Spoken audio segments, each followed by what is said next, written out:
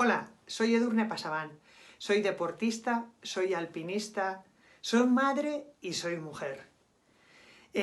Una gran parte de mi vida la dediqué a escalar montañas de 8.000 metros. Sí, durante 10 años de mi vida mi sueño y mi reto fue intentar escalar las 14 montañas que superaban los 8.000 metros en el Himalaya. Al principio, cuando empecé, pocos creían en mí. Quizás porque era una chica de 24 años en un mundo totalmente masculino, quizás por eso. Pero con mucho tesón, con mucho afán de superación, con confianza en mí misma, conseguí mi sueño. Escalar las 14 montañas de 8.000 metros y ser la primera mujer en el mundo que lo conseguía. La montaña me ha enseñado y la vida me ha enseñado que ningún camino va a ser fácil.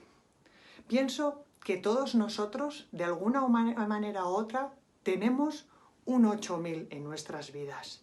Un 8.000 que escalar. Y yo creo que con mucho tesón y con mucha confianza en nosotras mismas se puede escalar.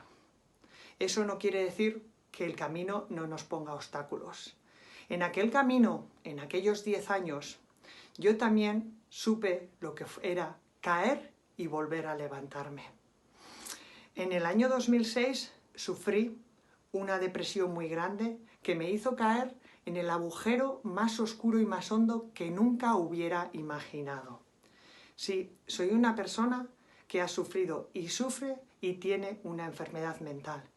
Pero aun y todo, he podido conseguir escalar las 14 montañas más altas de la Tierra y ser la primera mujer en el mundo que lo conseguía. Ahora, a mi hijo Max, a mi hijo de 3 años, intento inculcarle esos valores que me ha dado la montaña y que me ha enseñado la vida.